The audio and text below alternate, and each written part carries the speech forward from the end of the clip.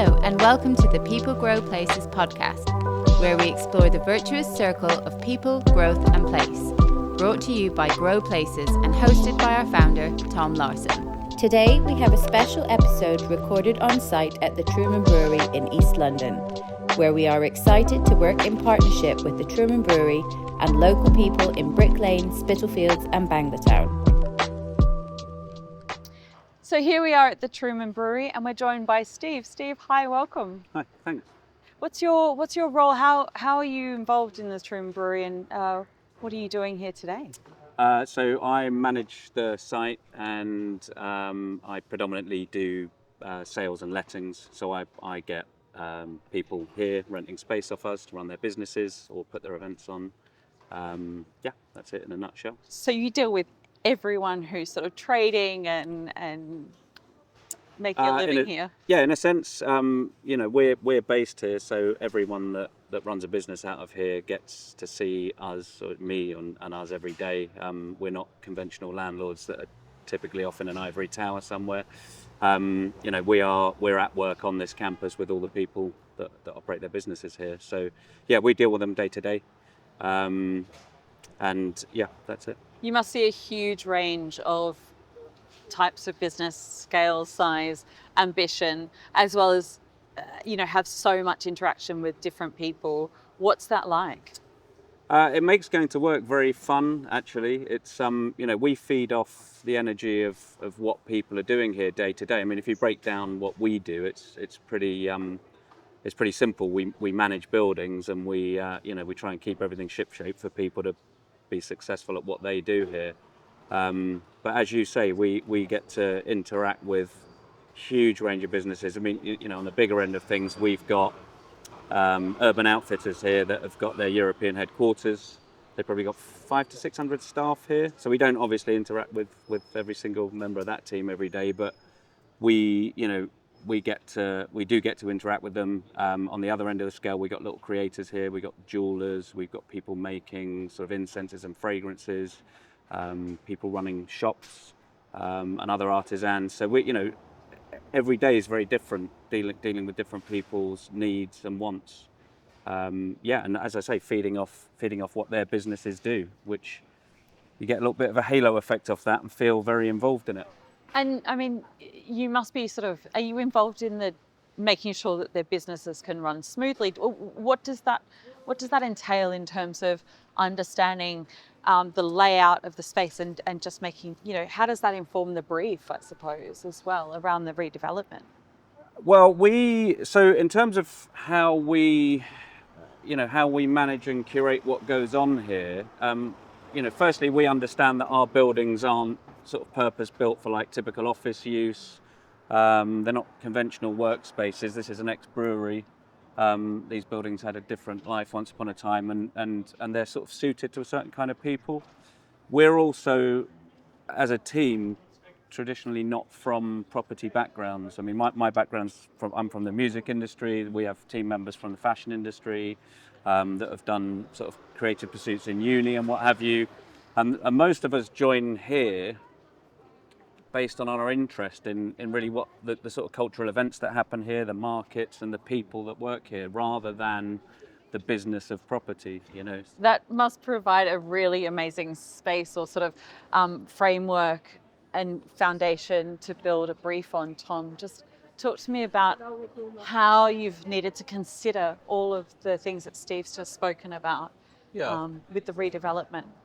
Yeah, well, I think there's a really high bar really for what we're trying to do on the redevelopment, because this is such a vibrant, such a culturally relevant place today, that any additions to that, you don't want to lose anything that you've already got here and that, Steve and colleagues have created. And that will be the success, I think, of the future plans, is that it does feel like a continuation, and it just feels like there's space to grow into in terms of the operations that Steve and his colleagues do. And I think that's our brief, really. And Steve, how have you managed to make this space what it is today? I mean, you talk about being here on the campus every day. How have you managed to attract the right people? And I suppose, how will that be taken forward as well? So yeah, I think that a lot of it is down to our backgrounds and being slightly unconventional. I mean, we tap naturally into our own worlds. So by virtue of coming from certain backgrounds and certain creative industries, we we have historically drawn those kind of people in. We obviously benefit. We have a close relationship day to day with businesses that are based here. Um, as a result, it's quite a natural process that people that are here bring their contacts, their colleagues, their friends to us. Hopefully that means that they're having a good experience day to day. So we get a lot of business brought to us by people already based here. And our ambition is always to keep people on site. I mean,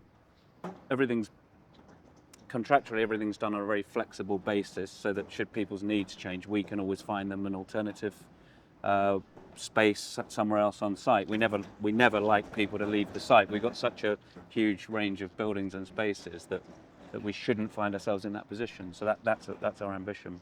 So you sort of have a range of options for people to opt in and out of, if according to how their business is doing, I suppose. Yeah, I mean, we're flexible. The hope is that people always want to grow and take on more, but often as businesses change or evolve, that the needs can go in the other direction. So whether people want to upsize or downsize, we always hope to have something for them. That's not always the case. If we're doing very well in terms of popularity, then obviously that means that there is less space available. But we always try to make sure that there's room for manoeuvre for everyone. Yeah, and if you talk about kind of the trends that are happening broader in the office market more broadly, there is a move away from very sort of long traditional leases that are inflexible and don't meet businesses' demands. Because as Steve said, like, companies change, businesses grow, businesses adapt, and having a space here that has a sense of place, has a real identity to it that people are attracted to, but then within that they can then adjust to their needs at the time, is something I think, as an outsider, is really, really unique about the Truman Brewery. And that really is the stuff that isn't seen. It's not the stuff that's written down. It's the ethos, the spirit, the sense of place, and how that's curated. And I think that's really unique here. And it's not just the offices, it's also the other uses that happen here, the markets, the event spaces, the way that the outdoor spaces are activated and used and are different on a Wednesday and to a Saturday. And that was something I was really curious about when we first met, was to just understand a little bit more about, well, operationally, how does that kind of come about, really? I think it's really just that blend of uses that we decided many years ago to put the site to. So markets provide this. When we're standing in front of one area of that now, so we get the ability to provide all this amenity to companies that are based here. So markets can mean traditional sort of weekend activity with your typical sort of stall holders and traders. It can mean people then sort of evolving up to these sort of semi-permanent food trucks. We've now got a food hall on Brick Lane, which is, again, it's sort of more stall-based activity, which is 7 days a week now.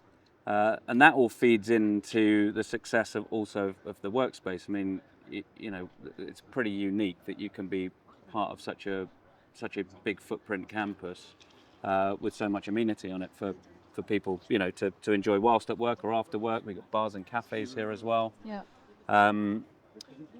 And the events themselves, just because they're so varied in type, that they bring their own audience. Hence, one day to the next, you'll have different demographic on the site, and we have to pivot and manoeuvre around that. So, you've been working here for, I think, over 20 years. Is that right? Yeah. Yeah. And is there a kind of a rhythm that happens across, say, the year as well as decades? Is because that's something that the redevelopment would have considered as well, I'm sure. What kind of rhythm happens in your day-to-day or season-to-season life here? Depending on which aspect of the site we're talking about. I mean, obviously the street, we have streets running through the site that we've just walked down. One of them, Dre Walk. So typically summer days or spring and summer, those areas are busier. Get people using we got the luxury of lots of outdoor terraces, people sitting, eating and drinking, and working outdoors. We activate these spaces for events as well, much more in the good weather seasons. Okay, so it feels like you're an incredibly people-centered developer, essentially, or not developer, but an estate that really has to get to the nub of what people need and the kind of, and it's a relational existence. Yes, yeah. I mean, as I say, we're here, so we, by virtue of that, we meet day to day all of the tenants here, traders from the markets, even events clients. A lot of the events are repeating seasonally, so the relationships have been formed with the organisers and the crews on those over the years. It really, I mean, it's the energy of the site is all about the people, to be honest. And the relationships that are formed with them over the years. Yeah. There are very few here today, gone tomorrow propositions in Truman. Okay. Tom, how does that sort of play into your vision for the redevelopment here? Yeah, well, I think as Steve rightly said, it's all about people and the focus on the people. Yeah. And our brief, as bringing forward a redevelopment, is to think about, okay, well, how can we encourage certain interactions, and how can we provide space that allows people to interact in the way that they want to, but we can't really do what Steve's talking about, because that is the life, that is about the place, and so our job, if anything, is not to stifle that. It's actually to allow the conditions for these things to happen in the future, and that's a really, really interesting challenge. And when but there are tools through the planning process, like whether it's affordable workspace or policies such of that nature that encourage places to operate in a certain way. But Truman has always kind of gone beyond that anyway. It's not really about doing something strictly because they're required to or anything of that nature. It's about, okay, well, what do people want? What does the culture of this place need? And how can, as an operator, how can that be facilitated? So we want to try and not damage that, I think, is probably the right way to put it, as opposed to necessarily thinking, right, we want to do X, Y, and Z that's really transformational. Well, it feels like a long-term investment, right? It's an investment so that the Truman Brewery can then continue to function and operate in many, many years to come, decades, maybe hundreds of years. So I'd love to know, Steve, in your sort of 20 plus years, what have you noticed shift? I mean, does it kind of work the same way it did 20 years ago, or how have things shifted? Maybe even COVID, how did that impact things? Or... I mean, there's a lot to go over there. So, I mean, over the 20 years at core, we've I think kept to the same track. We've, as Tom mentioned earlier, a large part of what we do is create the conditions for the community that's based here, whether they be market traders or whether they be big office occupiers, to thrive here. We react to their demands as much as it's strategy. If I give you an example, that you can have a market trader on a weekend that will then come knocking on your door because they're doing so well that they want to find something more permanent. They're not ready to do the huge investment of moving into a building, so they may come and suggest to us food trucks, and that we can then build a model around them if it works within the other activities on the site.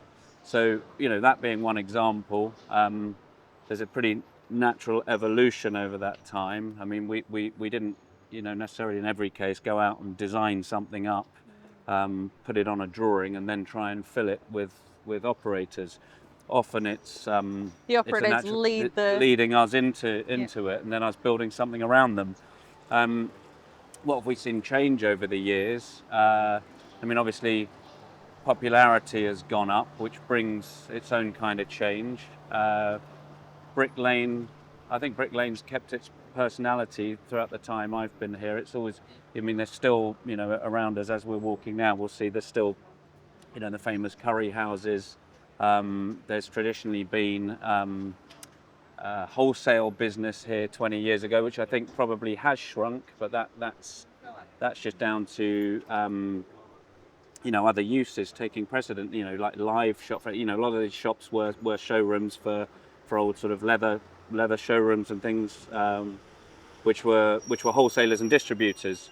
They were in shop units. Those things have now reverted back to being live shop fronts, which is catering to the public and the tourism that's going on around here, which I think is a sort of positive change over the years.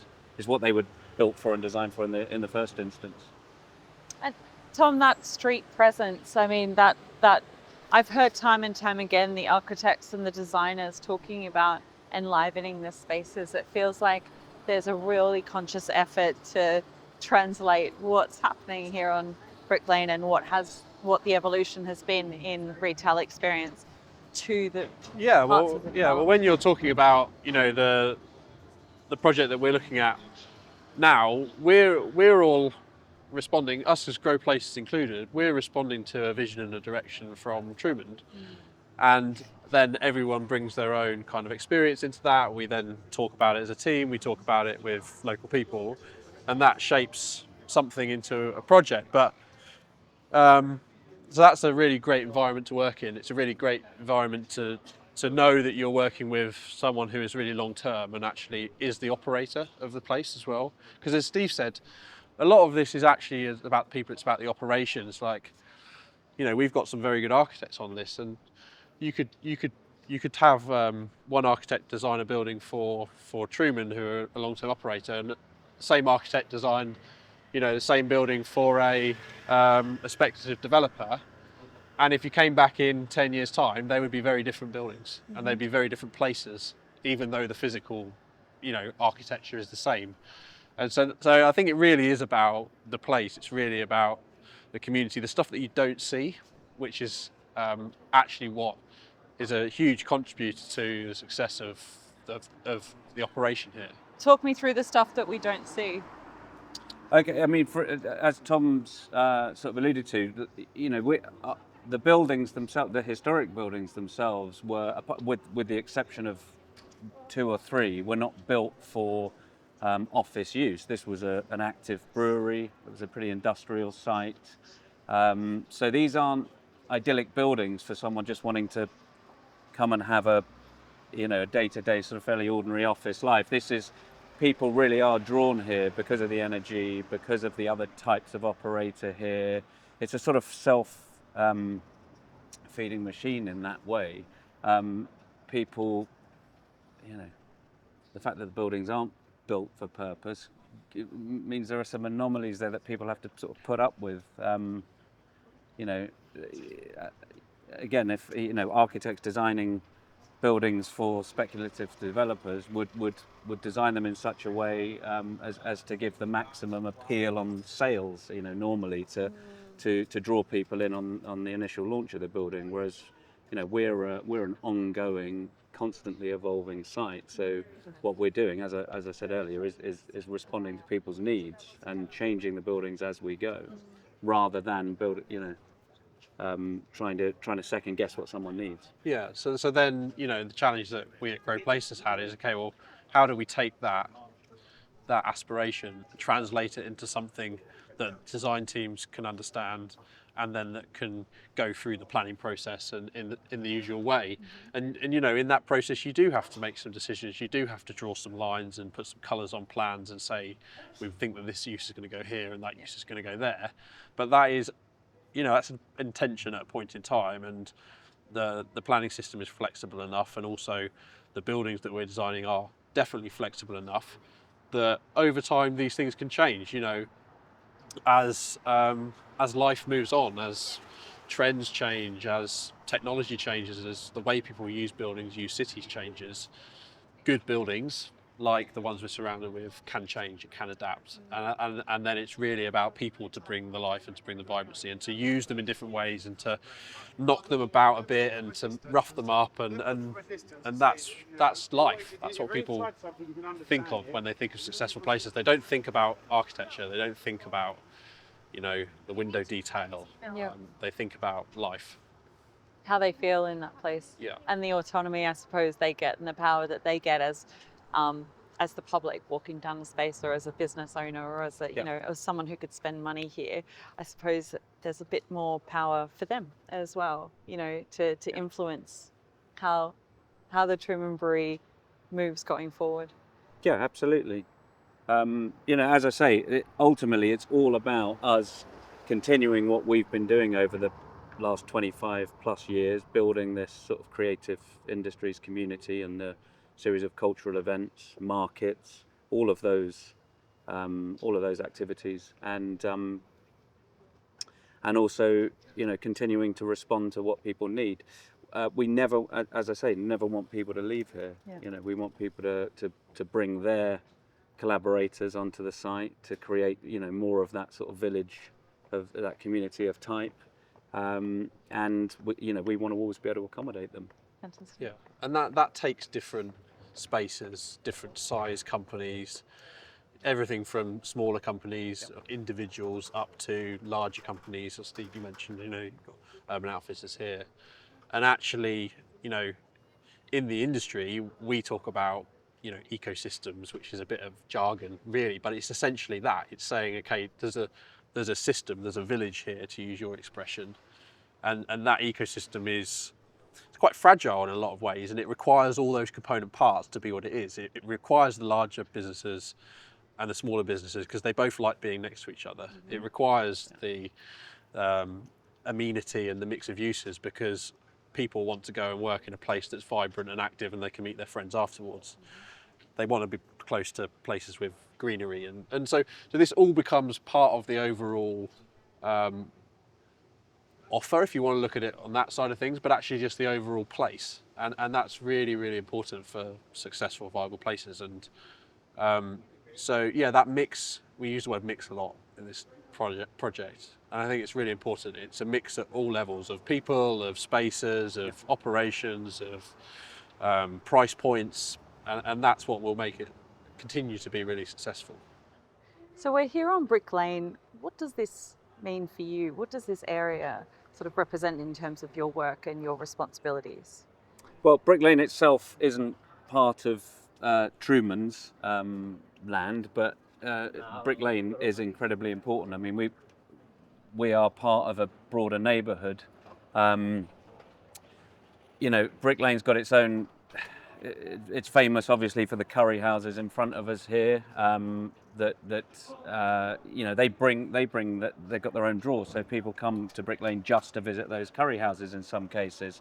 That in turn feeds into lending customers into some of the cafes or shops here. Some people that might only come because they know of the curry houses will then discover the things we have within the site, and vice versa. If people are coming for an event here that's drawing them from all around the country, then they will, undoubtedly, in doing their research, realise where they are and go and visit the curry houses.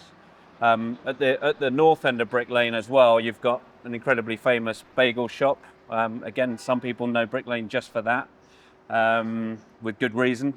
And between us and that bagel shop, that you've now got, where I spoke previously about some of the old sort of showrooms and leather wholesalers and what have you, have now seemed to be evolving into clusters of really good vintage clothing shops and other sort of fashion shops and cafes. So, Brick Lane and us are sort of merging into a wider sort of a wider complementary neighbourhood. Yeah, and I think that's absolutely right. And the areas of the Truman Brewery estate that we're looking at for this project, they don't contribute to that really. They are underutilised areas of the estate on large. Obviously, you've got some really key users within that. So cash and carry you've got here. You've got businesses within the cooperage or within the boil house. So there are examples, but on large, it's essentially a closed-off private area of the estate, or areas on Ellie's Yard, which are used really well, but could be used in better ways. So I think we're sort of thinking, okay, well, how can more of the land actually be in that spirit that Steve's just mentioned?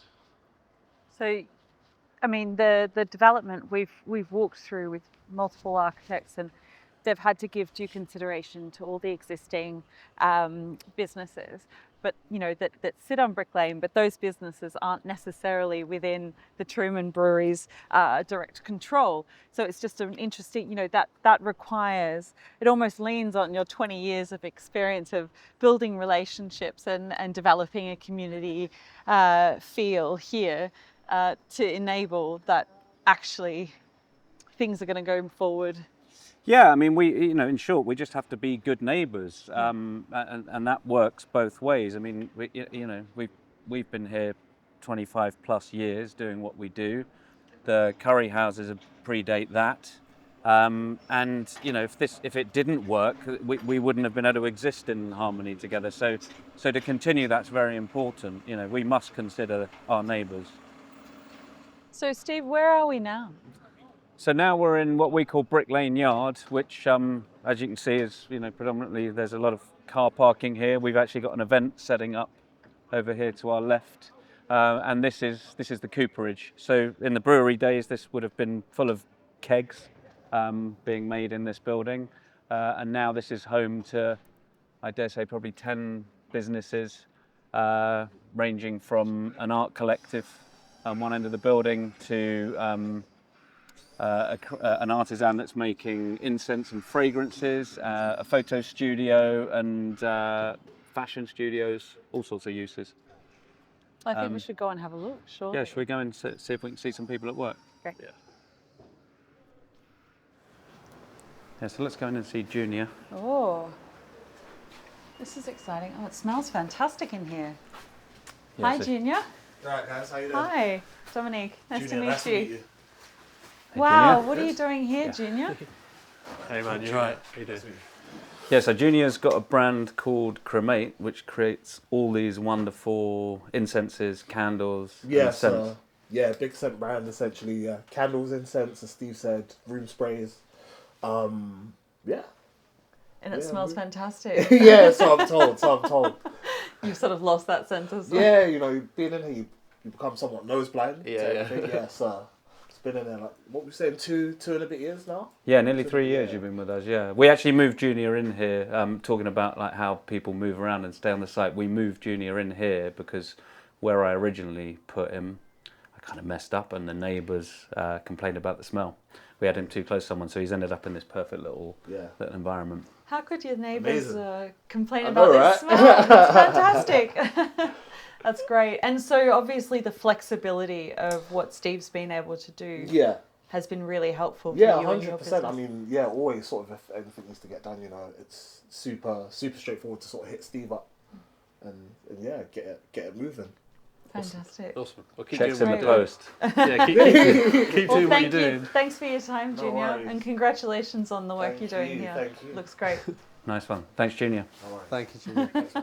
Okay, so that was a really good example of one of the smaller individual businesses, and we'll make our way over now to one of the other buildings where a lot of the space lends itself to sort of bigger companies. You can see that end of what we do. As we can see, there's we're in the Brick Lane Yard. This is one of the uses that it gets put to. We've got an event setting up here that will run over the weekend. And we're also now walking towards the boiler house with the famous Truman chimney, another one of our event spaces. And that's currently hosting the Art of the Brick, which is a Lego-based exhibition. But that's had all sorts of exhibitions, market spaces, any kind of events use you can imagine has been in there. It's one of the flagship spaces. And also just to the side of it there, which just sort of highlights another aspect of what goes on at Truman in terms of the nighttime economy. You've got 93 Feet East, which is a sort of nightclub stroke bar with a nice beer garden in it. And in between the two, we have a space called the Brick House, which is in the process of setting up as a Pilates studio. So that gives you, a picture of quite a few broad ranges of uses that go on in the buildings here. So it seems like there's a constant rotation sort of almost across the, a 24-hour space. I mean, how important is that to the survival of this area and keeping this as a sort of cultural, artistic hub? Oh, it's very important. I mean, it's constantly evolving. When again, it's an ongoing project. We don't see a finish line for it, which is somewhat unconventional. I think a lot of sites or a lot of buildings, by virtue, need to be built, delivered, filled, and then that developer moves on to the next project. This is our project. We leases, agreements, all those things are not lined up neatly to sort of start and end at the same time. The place churns. As I say, we're somewhat led by the trends or what's happening at the time. Events themselves change, the types of events change. Historically, when I first joined here, we would have probably been predominantly smaller sort of art exhibitions. Those have tended to grow into bigger multi-artist exhibitions. Sometimes trade expos. Sometimes, now we're moving into a phase of sort of festivals, not in the music festival type, but festivals of type. So we'll have London Coffee Festival. You've got London Design Fair. These are things that take over more of the campus. So you're not just going into, a big exhibition hall with sort of divisions and shell schemes in your typical exhibition. You'll have some things activating in shops, some things out in open air spaces, some things in big exhibition halls or old warehouse spaces. So the character of the spaces lend themselves to just a much more interesting experience for visitors. Yeah, and that's everything that Steve's just captured there, is the essence of what we were talking about earlier about, we can set some lines down on paper, we can set some intentions down with regards to the plans for the future of the Truman Brewery site. But these things will change, and that's a positive thing. There's some intentions made, but actually, they will adapt and adjust over time. The building that we just referred to here was built as a stables, where you can see the facade to it here. Then when horses were no longer needed, when, Henry Ford came along and created combustion with cars, then it was turned into a boiler house in the Industrial Revolution. And now we don't need, coal-fired boilers anymore. So it's now an event space. And then within, even on that kind of longer time horizon, as you say, then even on very short time horizons, even with regards to like 1 day or 1 week, there's then a huge amount of change that goes on, and this area and also this site is a really unique example of how that can bring real vibrancy and interest to a place. So this is one of your larger existing spaces here, Steve, isn't it? Yeah. So this was built replacing an older building in the 70s for the brewery, for Truman's, when they were actually still a brewery, and this was their headquarters. So it's probably the only real example we've got of a more modern, purpose-built office block. And so it lends itself to the sort of bigger footprint spaces, larger organisations. We've got a few of them in here, but again, we've then broken up areas of the building into much smaller little incubator suites. We've got a whole floor here, the 4th floor, which is dedicated to startups. They're all on very flexible contracts, day by day almost. And they, we have a turnover. People typically will come in to start their business evolution on that floor typically, and then they'll grow out into other buildings or settle into other buildings, and then sort of sandwiched either side of that, we've got two big floor plates. One on the top floor, we've got a visual effects company with a couple of hundred staff, and the floor below, we've actually got another sort of film production company of sorts, and a company that rent out wonderful holiday villas in Sicily and Greece. Yeah. Wow. So a real mix. And it's all relative as well, as you're saying, Steve. So what Truman class as a big business is not what other people in Canary Wharf or in the City of London would class as a big business. And I think we're still talking about kind of like SME, small to medium-sized enterprises, and within that, there's then a huge variety. But this isn't a big lawyer or a big banking firm or a building that you find somewhere else in London. So yeah, maybe let's go and have a look. I think we should definitely have a look. Okay, so we're at ETC. These guys are actually our newest addition to the site, and then one of the biggest tenants as well. They're a visual effects company, so they work in the film industry. Pretty good example of type of people that want to come and rent space off us. So Steve, maybe as it's fresh in your mind, you say they're one of the newest additions. Do you know why they chose here or over somewhere else? Or? Yeah, they didn't want to go the conventional path back into Soho, where a lot of this industry exists. They'd already been based fairly locally in Whitechapel, and they knew the site because half their teams had worked with people on site. A lot of our smaller companies that were based here were using them as a facility, and the staff knew the area. They wanted to be amongst all the amenity that Brick Lane and our campus offers them, so we were just a really good fit for them. And they were able to create a pretty bespoke. Their needs were not usual. They're not an office occupier, as you can see. This isn't typical corporate. We don't do corporate, but this isn't a typical boring office by any stretch. They do colour treatment and visual effects. So a lot of these rooms are studios that they had to build to a very specific specification, and we were a really good blank canvas for them. Yeah, so hopefully seeing a work environment like that and the other sort of spaces we've been looking at around the site gives you an idea of why it's a fun place to work. Even from my perspective, I think we're lucky. We get to live vicariously through our tenants, creating these really wonderful spaces. We get to dip in and out of those. I mean, if you remove all of that, my day to day is like most people, going to my little office and doing my work, and the fact that I then get to walk into these wonderful spaces or go meet tenants in their shops or their cafes, it makes my work day exciting, and I think that speaks for the rest of the team as well.